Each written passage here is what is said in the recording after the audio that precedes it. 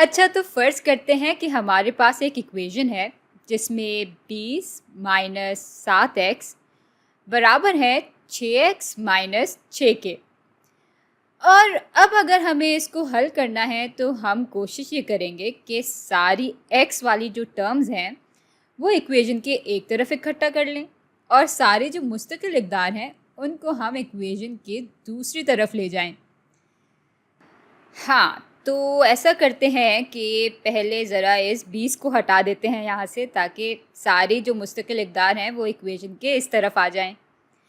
और ऐसा करने के लिए हम यहाँ से 20 को माइनस कर देंगे। लेकिन चूँकि ऐसा करने से इस इक्वेशन के दोनों हिस्से बराबर नहीं रहेंगे, तो बराबरी कायम रखने के लिए हम 20 यहाँ से भी माइनस कर देंगे। ये 20 और ये 20 आपस में कट के 0 के बराबर हो जाएंगे और पीछे रह जाएगा मनफी 7x, और ये जो है वो बराबर होगा 6x, और यहाँ मनफी 6 में से जब 20 मज़ीद माइनस किए जाएंगे तो ये बराबर हो जाएंगे मनफी 26 के। अच्छा, मुस्तकिल इक़दार तो दाएं तरफ आ गई। अब ऐसा करते हैं कि सारी x की टर्म्स को अलग कर लेते हैं। यहाँ हमें ऐसा करने के लिए 6x को माइनस करना होगा और इक्वेशन का तवाज़ुन भी हमें बरकरार रखना है, तो उसको बरकरार रखने के लिए हम यहाँ से भी 6x माइनस कर देंगे। और अब इसको हल करते हैं, तो यहाँ मनफी 7x से मज़ीद जब 6x माइनस करेंगे तो ये बराबर हो जाएगा मनफी 13x के। और इक्वेशन के दाएं हिस्से में क्या हो रहा है ज़रा इसको भी देख लेते हैं। तो यहाँ 6x और मनफी 6x आपस में कट जाएंगे और बाकी रह जाएगा सिर्फ मनफी 26। चले, x की टर्म्स अब एक तरफ आ गई हैं और मुस्तकिल इक़दार दूसरी तरफ आ गई हैं। और ये हमें मालूम हो गया है कि भाई जो मनफी 13x है वो बराबर है मनफी 26 के। लेकिन हमारा असल मकसद तो सिर्फ एक x की कदर जानना था, तो उसके लिए हम x को मज़ीद अलग कर लेंगे। और यहाँ x को अलग करने का सबसे आसान तरीका ये है कि जिस कदर से x को ज़रब दिया जा रहा है हम उसी कदर से x को तकसीम भी कर दें।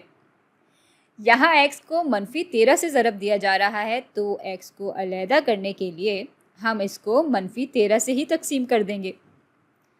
हाँ, लेकिन चूँकि ये इक्वेशन है और इक्वेशन के दोनों हिस्से हर सूरत में और हर वक्त बराबर रहने चाहिए, इसलिए यही अमल हम यहाँ भी दोहरा लेंगे।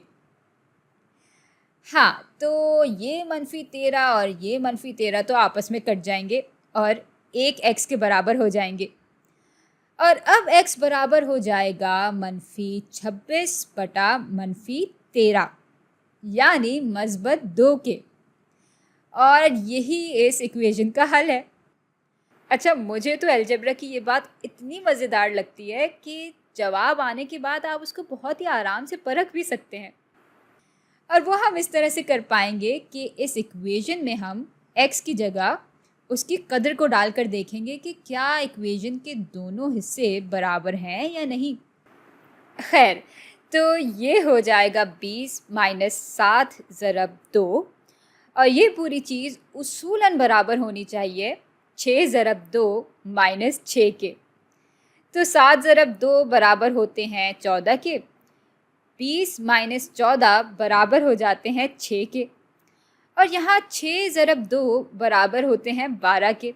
और इसमें से जब हम 6 माइनस कर देंगे तो यहाँ भी 6 ही बाकी रह जाएगा, यानी जब x की कदर 2 के बराबर होगी तो इक्वेशन के दोनों हिस्से बिल्कुल एक दूसरे के बराबर होंगे, और इसलिए हमारा जवाब बिल्कुल दुरुस्त था।